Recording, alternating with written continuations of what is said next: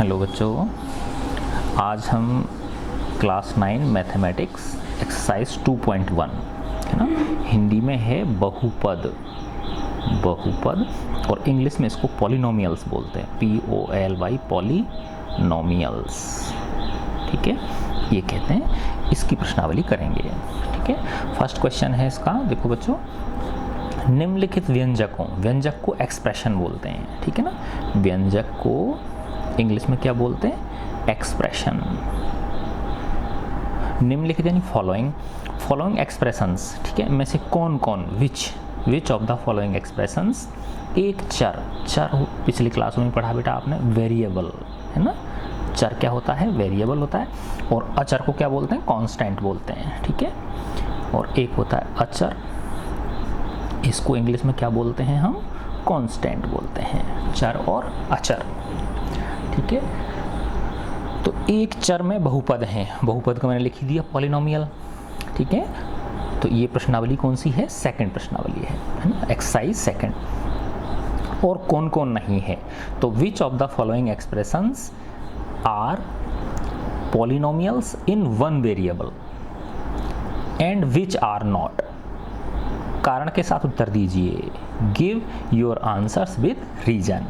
Okay, देखो अभी मैं थ्योरी आपको बीच बीच में समझाता चलूँगा और प्रश्न करते चलेंगे और आपको समझ में आता जाएगा। ठीक है, देखो ये प्रश्नावली 2.1 है आपकी बुक की, है ना, NCERT की बुक है बेटा ये। इसका फर्स्ट क्वेश्चन है, निम्नलिखित व्यंजकों से कौन कौन एक चर में बहुपद है और कौन कौन नहीं है, कारण के साथ अपने उत्तर दीजिए। तो फर्स्ट में लिखता हूँ 4x³ फर्स्ट है, 4x² -3x + 7।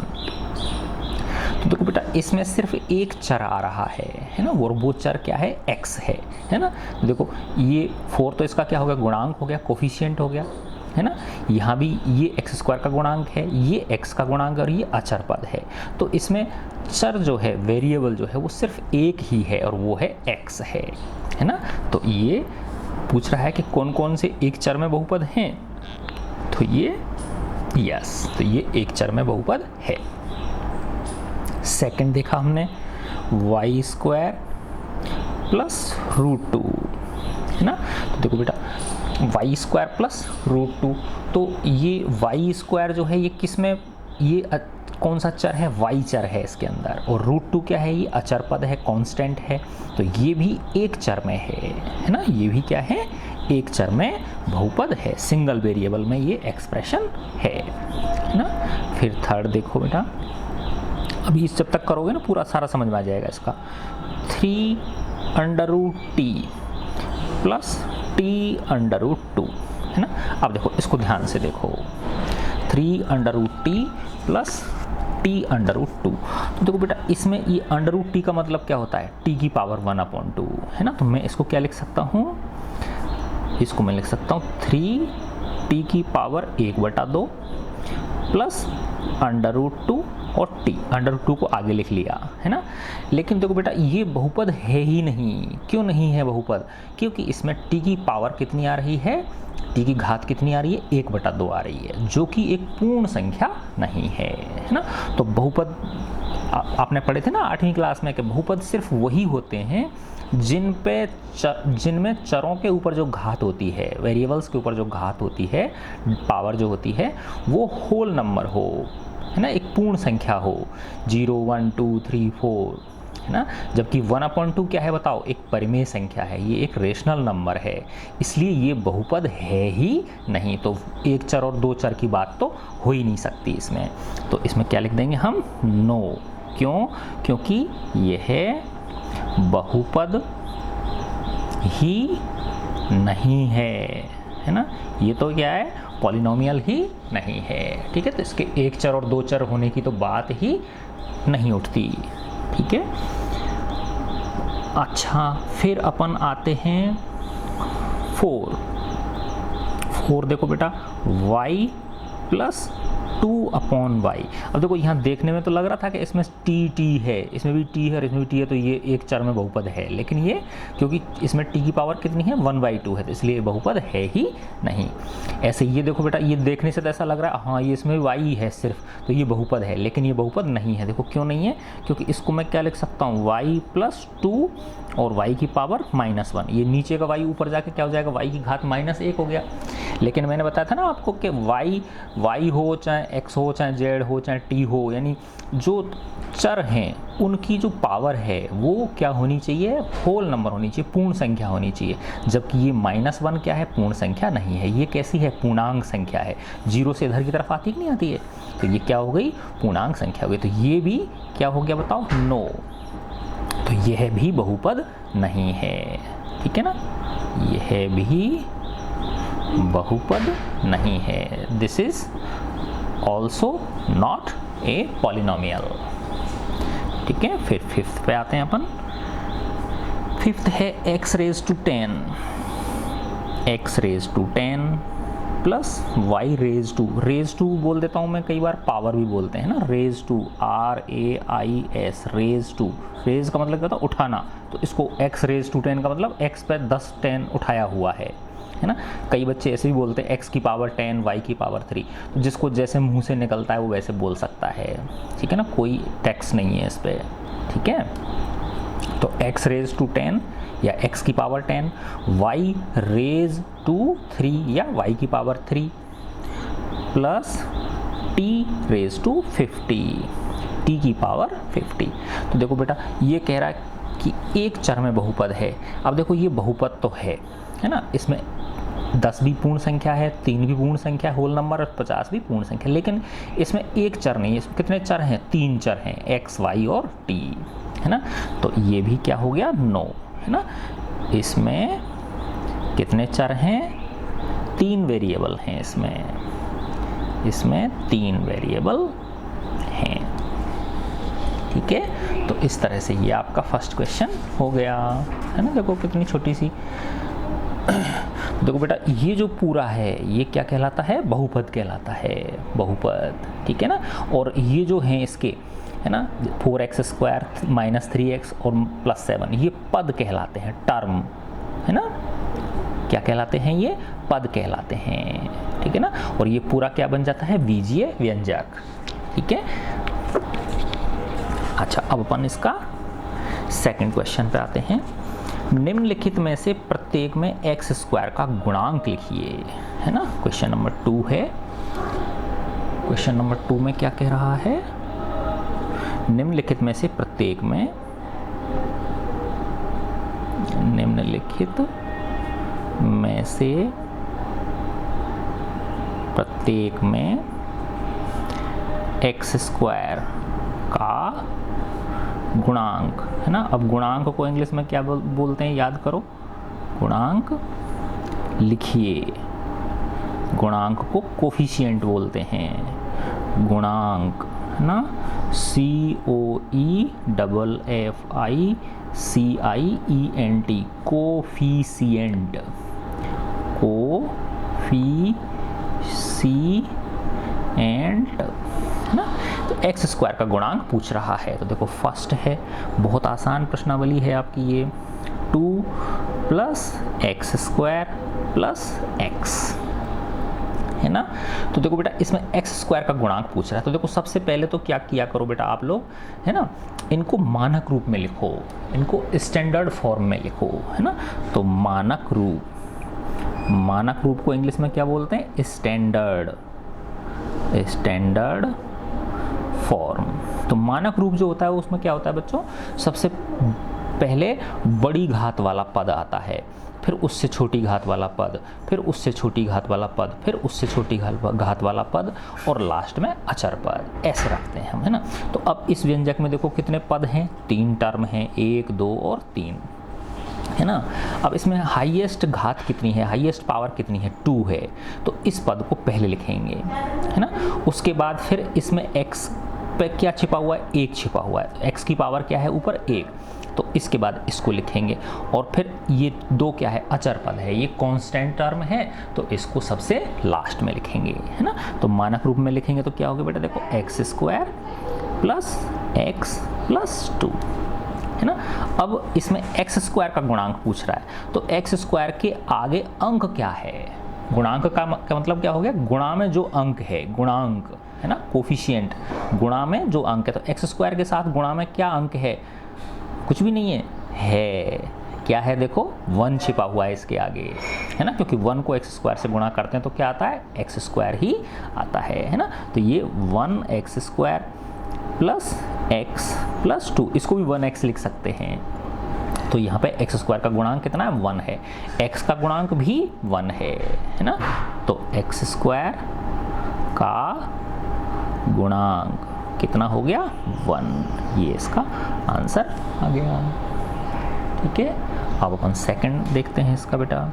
सेकंड क्या है, 2 minus x square plus x cube, है ना। इसमें भी एक्स स्क्वायर का गुणांक पूछ रहा है आपसे, किसका गुणांक पूछ रहा है, एक्स स्क्वायर का। तो सबसे पहले किस में रखा हमने इसको, स्टैंडर्ड फॉर्म में रखा, मानक रूप में रखा। तो क्या है, देखो सबसे पहले बड़ी घात, देखो ध्यान रखना चिन्ह जो है वो ही रखेंगे। जैसे एक्स क्यू किसका है, प्लस का है, तो यहाँ ये इसके आगे अगर कुछ नहीं लगा हो तो इसका मतलब प्लस का ही, चाहे प्लस लिख सकते हो या छोड़ सकते हो इसको, क्योंकि अगर इसके आगे कुछ नहीं लगा हो इसका मतलब ये प्लस का ही है। अब देखो एक्स स्क्वायर किसका है, माइनस का, तो यहाँ माइनस एक्स स्क्वायर लिखेंगे, ठीक है। और 2 किसका है, प्लस का, तो यहाँ क्या लिखेंगे, प्लस 2 लिखेंगे। ये ध्यान रखना बेटा, है ना। जो पद जिसका है प्लस का है तो उसको प्लस का ही लिखेंगे, बस क्रम चेंज कर सकते हैं, लेकिन ऐसा नहीं कर सकते कि प्लस को माइनस कर दिया और माइनस को प्लस कर दिया, ठीक है। वो तो पक्षांतरण जब करते हैं, बराबर के चिन्ह से इधर उधर ले जाते हैं, तब अपन चिन्ह चेंज कर सकते हैं। तो अब यहाँ पे एक्स स्क्वायर का गुणांक पूछ रहा है, तो एक्स स्क्वायर के गुणांक के आगे क्या छिपा हुआ है, 1 छिपा हुआ है, लेकिन ये 1 किसका है, माइनस का है। देखो यहाँ ये जो 1 है ये किसका, प्लस का 1 है, तो 1 के आगे प्लस लगाने की जरूरत नहीं है ना। जैसे यहाँ प्लस लगाने की जरूरत नहीं है, लेकिन ये चूंकि माइनस का है तो इसलिए हमें इसका ध्यान रखना पड़ेगा। तो एक्स स्क्वायर का गुणांक कितना हो गया, -1। तो एक्स स्क्वायर का गुणांक, coefficient of x square here is -1। ये आंसर इसका क्या है, यहाँ पे -1 इसका कोफिशिएंट है। अच्छा, थर्ड क्वेश्चन देखो बेटा। अब इसका थर्ड क्वेश्चन क्या है, π/2 X square, π/2 X square plus X. तो देखो ये मानक रूप में ऑलरेडी लिखा हुआ है, क्यों है, क्योंकि यहाँ पहले एक सबसे बड़ी घात है एक्स स्क्वायर, फिर उसके बाद एक्स की घात है, और अचर पद इसमें है नहीं तो कोई बात नहीं। तो इसका गुणांक क्या हो गया एक्स स्क्वायर का, एक्स स्क्वायर के आगे गुणा में क्या हो रहा है, π/2। तो π/2 भी क्या एक अंक है ना, पाई का मान कितना होता है, 22/7 होता है ना। तो 22/7 में जब 2 का भाग दोगे तो 11/7 आ जाएगा ना। तो ये भी क्या है, एक्स स्क्वायर का गुणांक है ना। तो एक्स स्क्वायर का गुणांक क्या हो गया यहाँ पे बताओ, π/2, ये इसका आंसर है ना। अच्छा, अब अगला क्वेश्चन है इसका, फोर्थ क्वेश्चन, सेकंड वाले प्रश्न का। फोर्थ क्वेश्चन में है √2x -1, है ना। अच्छा, अब देखो बेटा पूछ क्या रहा है आपसे, एक्स स्क्वायर का गुणांक पूछ रहा है, लेकिन इसमें तो एक्स स्क्वायर का पद ही नहीं है ना, इसके अंदर तो एक्स स्क्वायर का पद ही नहीं है ना। तो देखो मैं अभी एक जादू करके दिखाता हूँ, मैं एक्स स्क्वायर का पद ला के दिखाता हूँ आपको इसमें। एक्स स्क्वायर, अब ये √2x किसका है, प्लस का है ना, तो √2x और -1, और इसके आगे मैंने लगा दिया 0, है ना। देखो 0 को एक्स स्क्वायर से गुणा करोगे तो 0 ही आएगा, तो 0 प्लस √2x -1, तो यही बात हो गई कि नहीं हो गई, है ना। तो 0 प्रकट हो गया, एक्स स्क्वायर प्रकट हो गया कि नहीं हो गया। तो एक्स स्क्वायर का गुणांक यहाँ पे क्या है बताओ, 0 है, 0 है, ठीक है ना। तो एक्स स्क्वायर का गुणांक बराबर क्या हो गया, 0। तो इस प्रकार बेटा आपकी ये इस प्रश्नावली का सेकंड क्वेश्चन हो गया। अब अपन आते हैं थर्ड क्वेश्चन पर, क्वेश्चन नंबर 3। क्वेश्चन नंबर 3 में क्या है, देखो बेटा क्या कह रहा है ये, 35 घात के द्विपद का और 100 घात के एक पदी का एक एक उदाहरण दीजिए, है ना। तो 35 घात का तो क्या कह रहा है, द्विपद, है ना। द्विपद का मतलब क्या होता है बेटा, जिसमें दो पद हों, है ना, 2 टर्म्स हों, जिसके अंदर क्या हों, जिसमें 2 टर्म्स हों, द्विपदी, ठीक है। और 100 घात का जिसमें 100 की पावर हो, वो एक पदी, यानी जिसमें सिर्फ एक पद हो, एक ही टर्म हो, का एक एक उदाहरण दीजिए, है ना। एक एक उदाहरण, तो खूब सारे उदाहरण दे सकते हो आप, है ना। जैसे 35 घात का मैंने लिखा x की घात 35, है ना, और है ना का क्या है, ये द्विपद है, तो कितने होने चाहिए इसमें, द्विपद, 2 पद होने चाहिए, है ना। तो +6, तो ये तो क्या हो गया, चर हो गया, और ये क्या हो गया, अचर हो गया, है ना। कुछ भी लिख सकते हो आप, है ना। y की घात 35 -7, है ना, ये भी सही है, ये भी सही है। तो इसमें 2 पद हो गए कि नहीं हो गए। अब 100 घात का एक पद, है ना, तो मैंने लिख दिया x की पावर 100, ठीक है। और सिर्फ यही आएगा क्योंकि एक पद कह रहा है ये। और क्या लिख सकते हो, y की पावर 100, और क्या लिख सकते हो, z की पावर 100, और क्या लिख सकते हो, t की पावर 100। ऐसे आप खूब सारे इसमें एग्जाम्पल्स बना सकते हो, ठीक है। अच्छा, तो अब इसके बाद आते हैं हम क्वेश्चन नंबर 4 क्वेश्चन में क्या कह रहा है, देखो बेटा, ये है ना, देखो इंटरेस्टिंग है ना ये आपकी प्रश्नावली। 4th क्वेश्चन में कह रहा है निम्नलिखित बहुपदों में से प्रत्येक बहुपद की घात लिखिए, है ना। निम्नलिखित बहुपदों में से, निम्नलिखित, अभी मैं इसका इंग्लिश ट्रांसलेट करके दिखाऊंगा आपको। निम्नलिखित बहुपदों में से प्रत्येक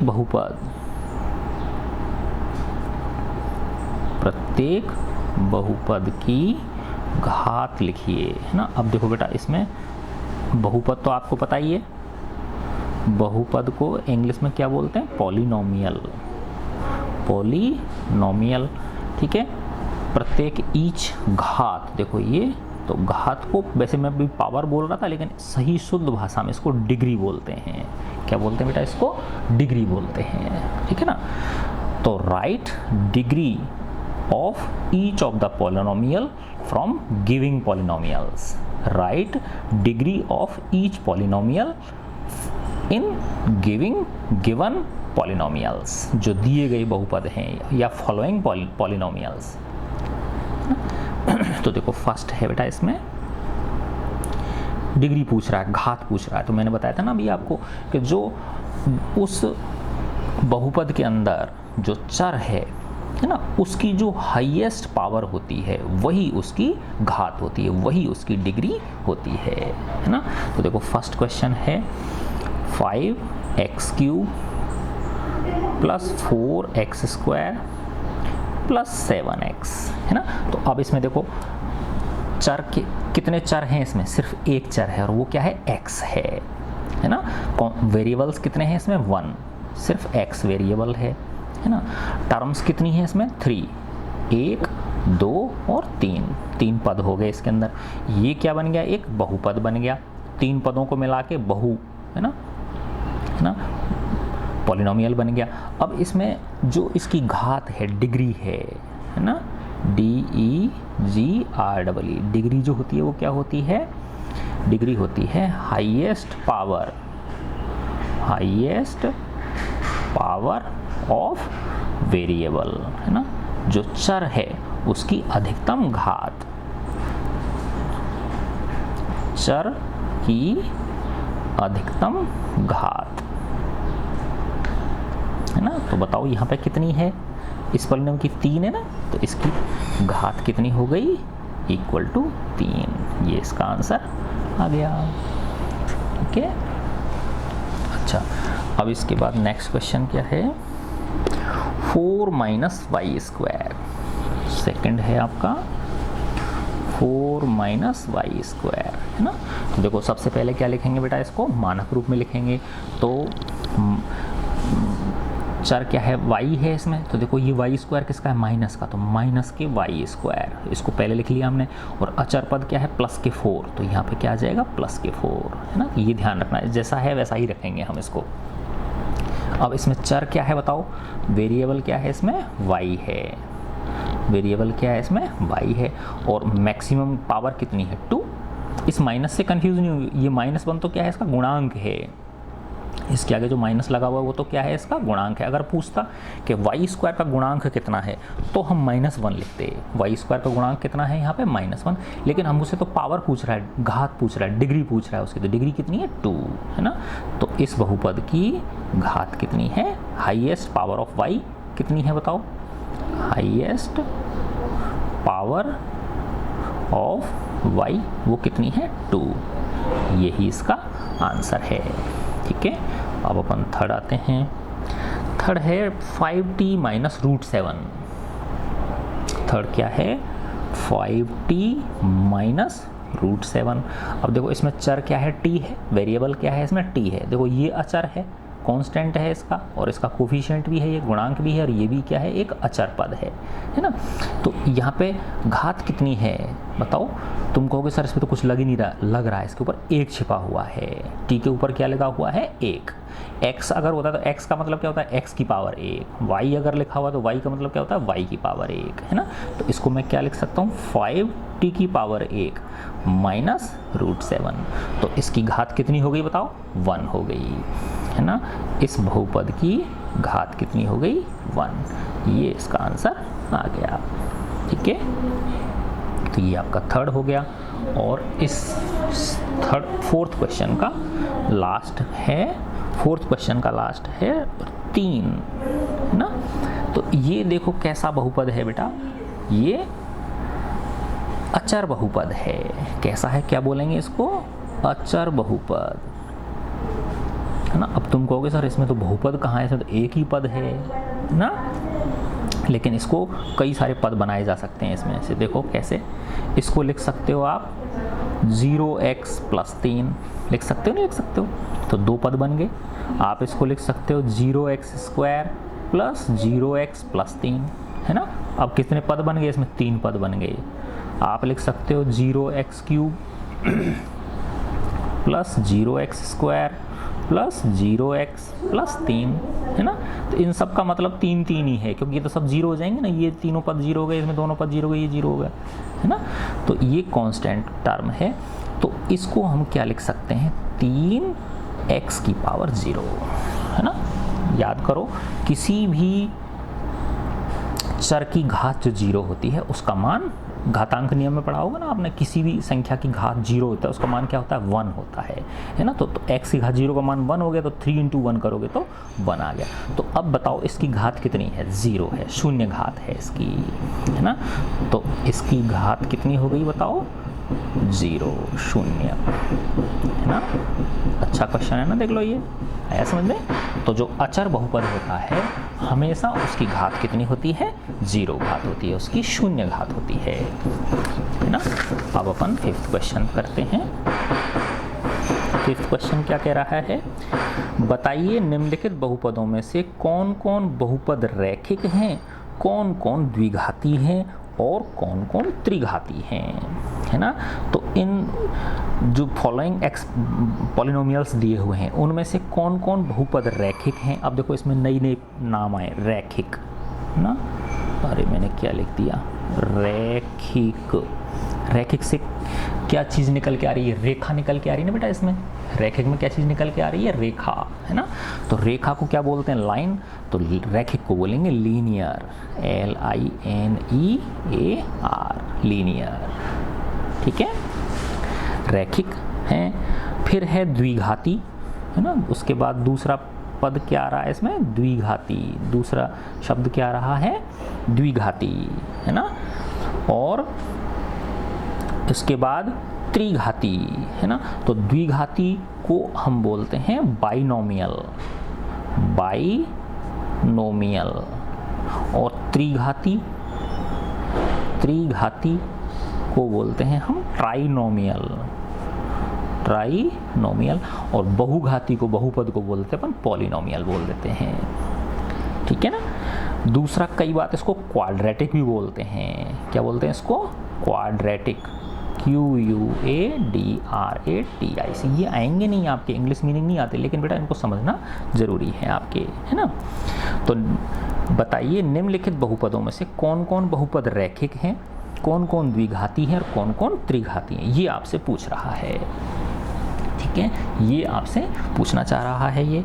तो देखो फर्स्ट है x² + x, है ना। तो देखो बेटा इसमें x की पावर कितनी आ रही है? 2 आ रही है ना, ठीक है। अब इसमें अचर पद नज़र नहीं आ रहा ना आपको, तो लगा सकते हो आप, 0 लगा सकते हो, x² + x + 0, है ना। तो ये कितनी घात है इसके ऊपर? 2 घात है। तो कौन सा बहुपद हो गया ये? द्विघाती बहुपद हो गया, है ना। तो द्विघाती है, समझ में, द्विघाती बहुपद हो गया ये। सेकंड देखो बेटा, x - x³, तो सबसे पहले इसको मानक रूप में लिखेंगे हम। किस में लिखेंगे इसको? मानक रूप में लिखेंगे। तो देखो सबसे बड़ी घात को पहले, तो सबसे बड़ी घात क्या है? x³, लेकिन ये किसका है? माइनस का है, तो इसको माइनस का x³ लिख दिया। अब इसमें x² का पद है नहीं, तो चाहो तो +0x² लिख लो, नहीं तो कोई बात नहीं, है ना। और x किसका? प्लस का, तो +x, है ना। अब इसमें x की अधिकतम घात कितनी है बताओ? 3 है। तो ये कैसा बहुपद हो गया? त्रिघाती बहुपद हो गया ये, है ना। कैसा बहुपद हो गया ये? त्रिघाती बहुपद हो गया, ठीक है ना। ये त्रिघाती बहुपद हो गया। अच्छा, अब इसके बाद है थर्ड है y + y² + 4। वही सेम चीज़ करेंगे हम, पहले मानक रूप में लिखेंगे, स्टैंडर्ड फॉर्म में लिखेंगे। तो सबसे पहले बड़ी घात का पद y², उसके बाद छोटी घात का पद y, उसके बाद अचर पद 4। तो इसमें हाईएस्ट घात कितनी है? 2। तो कैसा बहुपद हो गया ये? द्विघाती बहुपद हो गया। कैसा हो गया ये? द्विघाती बहुपद हो गया, आंसर, ठीक है। फिर 4 है 1 + x, है ना। तो देखो इसको फिर मानक रूप में लिखा, तो x तो पहले लिख लिया, कि देखो प्लस का, तो प्लस लगाने की जरूरत नहीं है। फिर 1 लिख लिया लास्ट में। देखो अब इसमें बेटा x की अधिकतम घात कितनी है? 1 है ना। x के ऊपर क्या छिपा हुआ है? 1, तो x की पावर 1 + 1। तो ये कैसा बहुपद हो गया? रैखिक बहुपद हो गया ये, क्योंकि एक घात है, जिसके ऊपर एक घात होती है वो रैखिक बहुपद, जिस पर 2 घात होती हैं वो द्विघाती बहुपद, जिस पर 3 घात होती है वो त्रिघाती बहुपद। तो ये कैसा बहुपद हो गया बताओ? रैखिक, लीनियर हो गया ये ना, रैखिक बहुपद हो गया, ठीक है ना। तो ये द्विघाती बहुपद था, ये त्रिघाती बहुपद था, और ये द्विघाती बहुपद था, और ये रैखिक बहुपद हो गया, ठीक है। इसके बाद फिर नेक्स्ट है आपका 5th 3t, है ना, 3t। अब देखो बेटा इसमें एक ही पद है ना, क्या है इसमें? एक ही पद है, लेकिन आप इसको क्या लिख सकते हो? 3t + 0 लिख सकते हो ना, है ना। लेकिन यहाँ पे क्या है बताओ? इसकी पावर 1 है ना। इसको क्या लिख सकते हैं? 3t की पावर 1 + 0, है ना। तो इसकी घात कितनी है? 1। तो कैसा बहुपद हो गया ये? रैखिक बहुपद हो गया। कैसा बहुपद हो गया ये? रैखिक बहुपद, ठीक है, ये रैखिक बहुपद हो गया। फिर इसके बाद 6 देखें, इसका 6 है r², है ना। तो देखो r² है, इसमें पद तो एक है ना, तो पदों को तो हम जितनी चाहे बना सकते हैं, है ना। जैसे r² + 0r + 0, ठीक है ना। तो ये भी 0 है, ये भी 0 है, 3 पद बन गए? नहीं बन गए।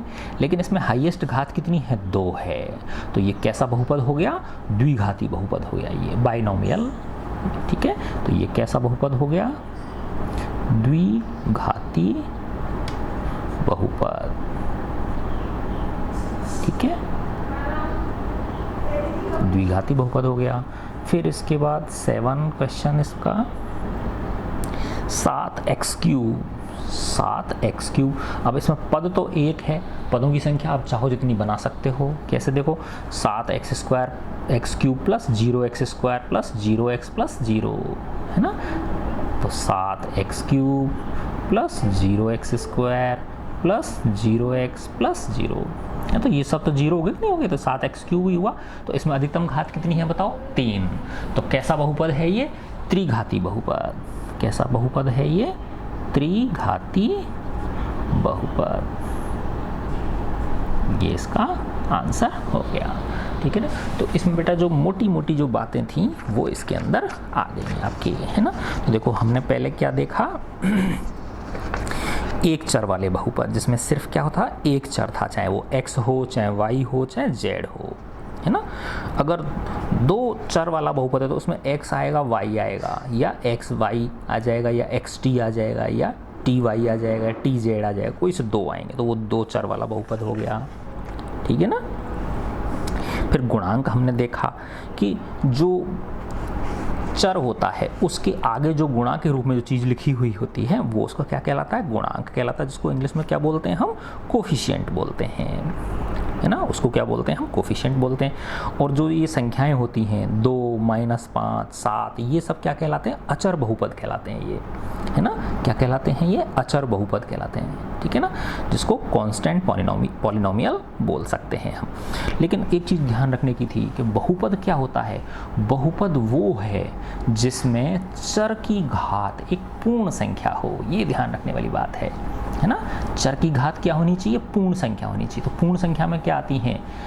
प्राकृत संख्या में अगर 0 और मिला दें तो पूर्ण संख्या बन जाती, नहीं बन जाती। तो प्राकृत संख्या तो क्या होती है? 1 2 3 4 लेके अनंत तक, और अगर इसमें 0 और मिला दिया तो पूर्ण संख्या बन गई। तो 0 1 2 3 4 5 6 7, है ना। यानी इसमें बहुपद जब होगा वो जब x की घात माइनस में नहीं होनी चाहिए, और x की जो घात है या चर की जो घात है वो एक परिमेय संख्या नहीं होनी चाहिए, अंश बटे हर वाली नहीं होनी चाहिए, है ना। आई नहीं बात समझ में? ठीक है ना। तो इस तरह से बहुपद, है ना, बहुपद का मतलब क्या हो गया? जिसमें चर की घात क्या हो? एक पूर्ण संख्या हो, है ना। यानी नेगेटिव पावर नहीं आनी चाहिए और फ्रैक्शन पावर नहीं आनी चाहिए, है ना। तो वो क्या होता है? एक बहुपद होता है ना। फिर आपने एक चर वाले बहुपद, दो चर वाले बहुपद, ये अपन ने देख ही लिए, ठीक है ना बेटा। तो एक पदी जिसमें सिर्फ एक ही पद हो, मोनोमियल बोलते हैं उसको। जिसमें दो पद हो, द्विपद, उसको बाइनोमियल बोलते हैं, है ना। 3 पद हो उसको ट्राइनोमियल बोलते हैं, ठीक है ना। घात डिग्री, घात को क्या बोलते हैं हम? डिग्री, है ना। तो डिग्री क्या होती है? जो चर है उसमें जो उसकी हाईएस्ट घात होती है वही क्या होती है? उसकी डिग्री होती है, या उसको पावर बोलते हैं हम, ठीक है। तो द्विघाती बहुपद को इंग्लिश में क्वाड्रेटिक पॉलिनोमियल बोलते हैं, है ना। त्रिघाती बहुपद को इंग्लिश में क्यूबिक, त्रिघाती क्यूब हो गया ना, उसमें 3 घात हो गई। जैसे तभी तो आप जैसे आयतन निकालते हो तो घन सेंटीमीटर या घन मीटर लिखते हो, तो उसकी पावर 3 लगाते हो ना, मीटर की पावर 3 या सेंटीमीटर की पावर 3, तो इसलिए उसको क्यूबिक बोलते हैं हम। तो त्रिघाती बहुपद को इंग्लिश में क्या बोलेंगे? क्यूबिक पॉलिनोमियल, ठीक है। तो इस तरह से ये 2.1 आपकी छोटी सी प्रश्नावली है जो पूरी हो गई। अब अगली प्रश्नावली में है बहुपद के शून्यक, है ना, जीरोज ऑफ ए पॉलिनोमियल, उसको पढ़ेंगे हम, ठीक है बच्चों। फॉर वंस ओन सैल्वेशन, बहुत दिनों से लिखा नहीं ना मैंने, है ना, तो अभी लिख देता हूँ। फॉर वंस ओन सैल्वेशन, खुद की मुक्ति के लिए, and the welfare of the world, संसार की भलाई के लिए हमारे कार्य होने चाहिए। खुद भी हम शांति से रह सकें, दूसरों को भी हमारे द्वारा कुछ मदद मिल सके, ठीक है बच्चों। God bless you all.